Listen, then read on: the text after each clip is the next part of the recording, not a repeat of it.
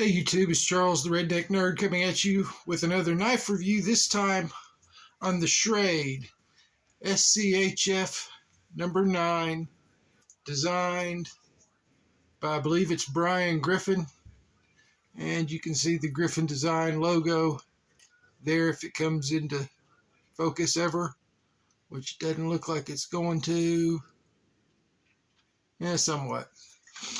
Now this is 1095 high carbon steel, and it is a full 1/4 inch thick, and with it only being just slightly over 1.25 inches at its widest point, top to bottom, this is the epitome of a sharpened prybar.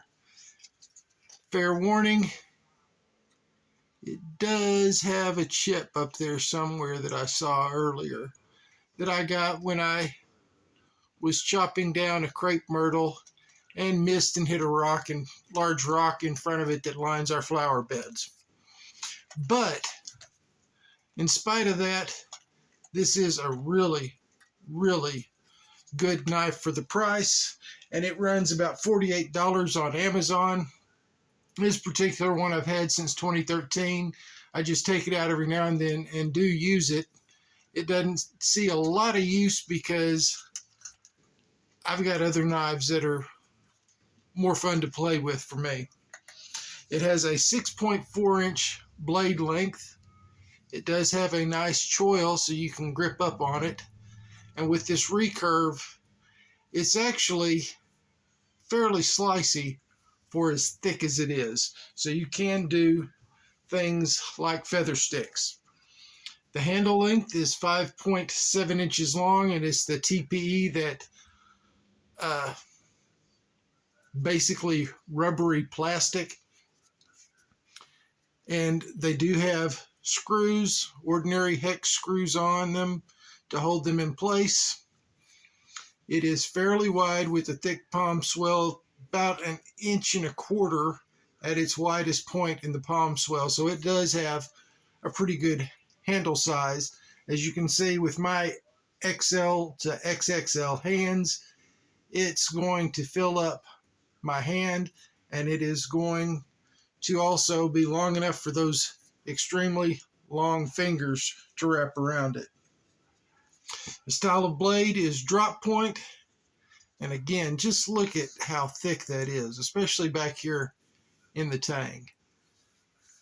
Now, it weighs 15.9 ounces, so it's all but 1 pound in a 12.1 inch overall length knife.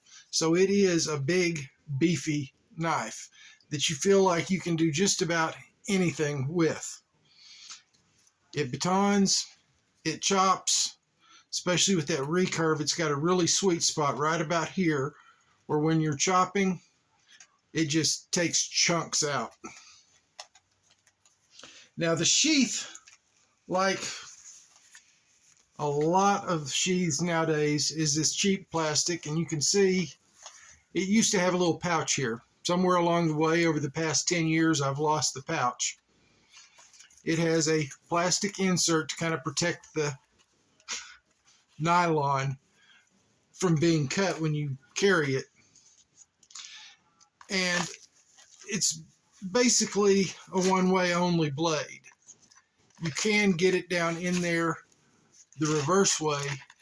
It's just not going to fit quite as well as it does when you get it in this way for right-hand carry. And of course, with our cats, you can probably see a ton of cat hair all over it because the Velcro just grabs cat fur. Now, it's a good knife, and I would recommend it if you're looking for something that's a beater knife that you can just grab and go, throw it in a truck, use around the yard, toss it in your camper, and just forget about it. This is one of those knives that you can do that. With the coating that has held up fairly well, you don't really have to worry about rust except on the very edge, and that's easily treated with a little bit of oil or with, like I use, Eagle's Tears. Comes in kind of a paste and kind of a chapstick looking container to keep it from rusting. And that's what I do. After use, I wash it, soap and water, dry it real good, and then put the Eagle's Tears on it, especially on the edge.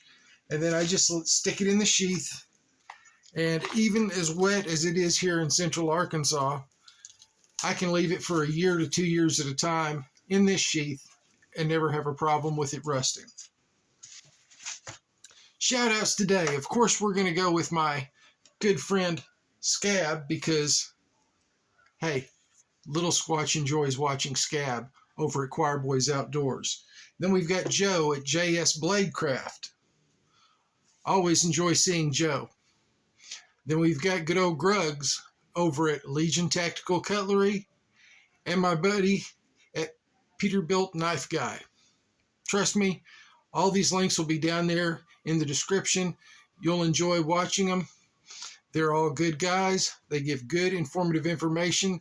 Peterbilt Knife Guy can show you some mods and some leather work that he does, and you'll be really impressed like I am. So this is the Redneck Nerd, thanking you all for your patience and waiting basically 4 weeks for this one to come out because of some minor health problems and issues I was having with my back and heart. They weren't serious. They seem to be taken care of now, so hopefully we'll get back on a roll, putting out more content for you to enjoy. So if you enjoyed this, just hit the like, subscribe button. If you really want to, share it. Until next time, this is Charles the Redneck Nerd saying, take care and be safe.